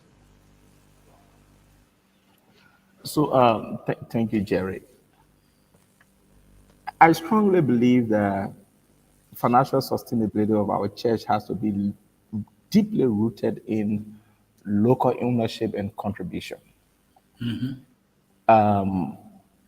I would want to see in the plan of our church a phase out approach as to how we can increase the local contribution of the LCL towards its own financial survivability. Right now, I don't know what percent of our national church budget is financed by local contribution. Over time, I would want to see that proportion increase. If you ask me, we do have a great opportunity in the agriculture sector, given our current assets in land, particularly so, and then with the Lutheran Development Service that we have that has specific expertise in that sector. I think that is a great place to start from. Real estate is also another opportunity. But more importantly, Joe, individual Lutherans, the mechanism we need to put in place to encourage individual Lutherans to give back to the church. How do we run this church so that people only and believe that they need to contribute, and when their meager resources go in there, the transparency, the accountability around our management systems and structures that give them the confidence that what is going in there is being utilized for the betterment of the entire institution. I think those would be really, really critical. All right, Joe, you said 3 minutes. So Dala, you are quite succinct, and I draw the point, especially, you're trying to draw in the issue of agriculture as one of the key sectors that we can look at, and I think we got the land, I think we got the labor, and the labor could be practically cheap labor, and what we need to be looking at the capital to try to see we can be able to turn the I wouldn't wheels. use cheap, I would say affordable. Affordable. Affordable labor. Affordable labor. Thank you for the correction. Affordable labor. But we are talking about the agri sector, which is good. You talk about real estate, which is good. For example, you see the Methodist Church. I think the Methodist Church and some of the other churches, they got some real estate. I'm not sure of some of them, maybe because of the location. I'm not sure if some of them get into agriculture, and it'll be something maybe that if the Lutheran Church will want to endeavor into, it will be something very, very laudable. That in fact, they can even take loan from other institutions, other financing institutions, to try to see they can help in that regard. But my question to you, Dala, and then maybe Bishop could chime in that we've been having some resources mobilized over the period of time, and even I think with the current leadership, I mean, since I was an author boy coming up in the church, and then later on moving up, I've been hearing about endowment fund, I've been hearing about this other fund, we've been paying some quotas. I've been talking about quotas. We've been paying quotas to the LCL, various parishes, and all of those things, and we're still saying that we are financially constrained and starved. So what happened to those monies? I'm not asking you because you to say before you answer me to say a long time. I left the administration of the church. But asking you as an expert who also been making valuable contributions in those regards, especially from the cathedral. What has happened? I mean, what's going on to all those funds? We're still talking about we don't have money. Help us to help the bishop to understand. I think in my experience, Jerry,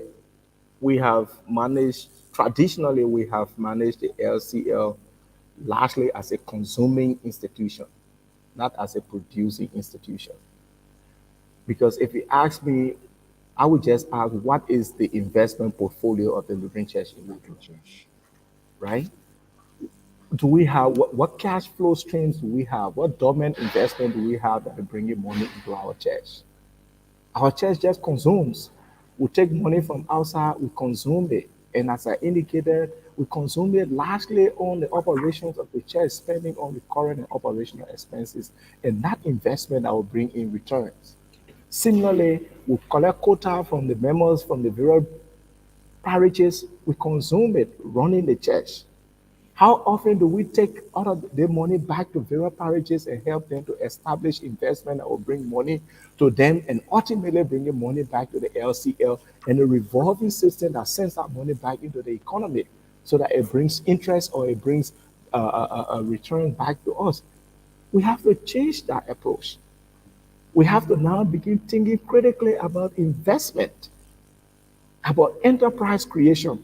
This is why I say we cannot continue to manage the LCL merely as a church operation. We have to become corporate if we want to survive in this competitive economic environment. We need to do things differently. We're running the church, but this church needs resources. And where we have resources from, we got resources from before there's fatigue, and those nooses are being tightened. So we have to find creative ways.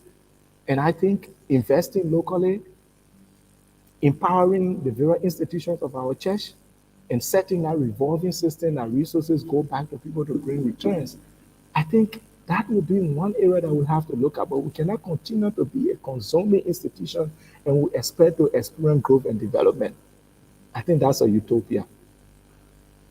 So Bishop, Joe, 1 minute. But Bishop, yeah, you will come in, but listening to Dada, I mean, he struck some serious call, very serious call, Bishop. And I listened to you during your debut. When you made your debut, you also attempted to address this issue, and the way you address it is to look at the recurring cost of the church and the wage bill. And you said that, look, we need to cut down on, if there's a need for us to do some cutting down, we need to cut down, right size, downsize, put in size, reposition size, and everything to make sure that we get the efficient and effective, sizable team that will be able to move the church, that will help to minimize some of these, consumables and some of the huge consumption we got on recurrent costs.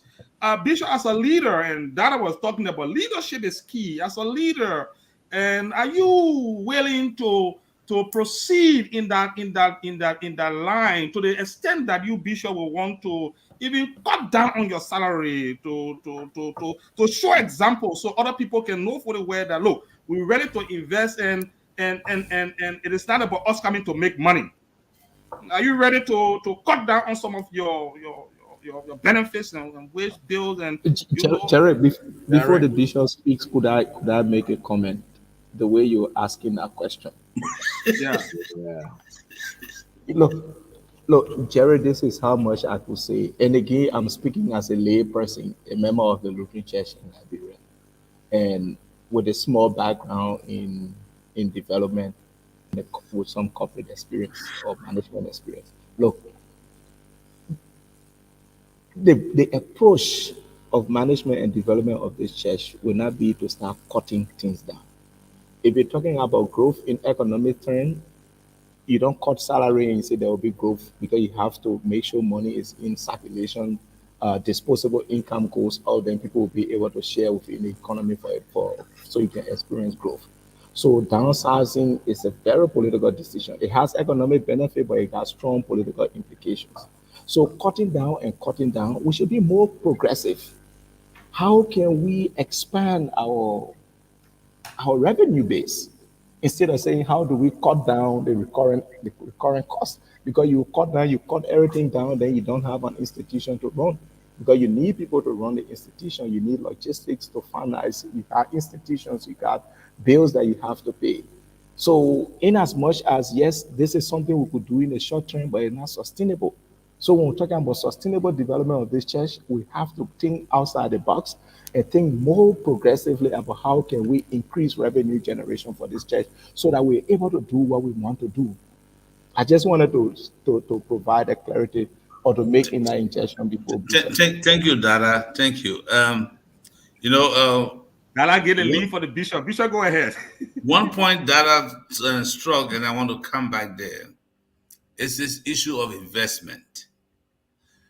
And I said in my platform that if it means, and I think there's a need to revisit our constitutions and let the constitution give us the ground for engaging into corporate business. That's not in our constitution. We and at the last time on the show, I asked the question: is it wrong for the church to enter into business? I don't think it is. The second thing about what we're talking about here is another thing of accountability. If even you enter into the business or you enter into what Dada called engaging the members to contribute their quota back to the church, if it is not accounted for and properly managed, we still have the problem. People are not going to trust us to give us their money. So we should now start looking at what can we do in terms of investment. The issue you asked about the assessment and how you got it, what other money you talk about? The quota. Yeah, the and quota, the, yes. Endowment fund. Endowment fund. I don't have any vivid understanding about those money until after the verification they can tell us whether it's still there or it is not there. In the turnover notes, nothing was mentioned about those money, those assets, whether there is any money called endowment fund or whatever. Even the quota we paid recently at the convention, I don't know the status yet until people probe into the financial records and say something to me. So I don't want to be too broad and say something about that right now. But we are investigating to find out what is there. If they are there, we are always on. We'll always be on the show every month. We'll get you to know what it is. But honestly, we need to look at the church from a much more investment perspective. When I will tell you about the committee, I'm just calling it a committee of church financing. That's the point. That what Dara just listed. We get people who are the brains of this thing, who behind this thing, who can do this thing, put them together, let them lead us out. Those technical minds, those trained minds, lead us out. How do we? And I've been waiting for one of the person who I'm really planning to work along with is the Honorable Tono Lafapla, but he busy right now these few days. He said he's not going to be free to me until after July. Thank God this is the end of July, and we can get those people to sit down and begin talking about what way can we do to get out of the situation we have. It's not going to be easy, I know. One of the things I'm working on right now, I know this could be my parting comment. Some of these things, we have some of these things that Dara has just said. We all talk about reconciliation. If we are all not together, there are people in this church who are able to do the same thing, but they need to work together. And if they cannot see eye to eye, we're in trouble. As you know, just before the convention, the women, especially of this church, entered into a big, big conflict. I've been talking to them. Today, By the grace of God, I left when you called me today. I was on my way from Bannersville Church. Yeah. I've been there since this morning for service and met with the women up to 5. Finally, we resolved, except for one person who was not there, was couple City, and I hope that she's hearing me when she comes back. I heard she was not in country or she was somewhere. I want to meet her. But all of the rest of the women from that church, we met and resolved the issue among them between them amicably. We all hug each other even to communion by 5 o'clock today, and I left. Now the next step for that is there are 2 big parishes in this church that have this conflict: Bannersville and St. Matthew. Our next engagement is to put Bannerville, since we have talked to Bannerville women, they have already reconciled, go to St. Matthew and put the 2 churches together. When we have these people who are able to do this thing, speaking and friendly with each other, we can move on. And I think that's what we're moving.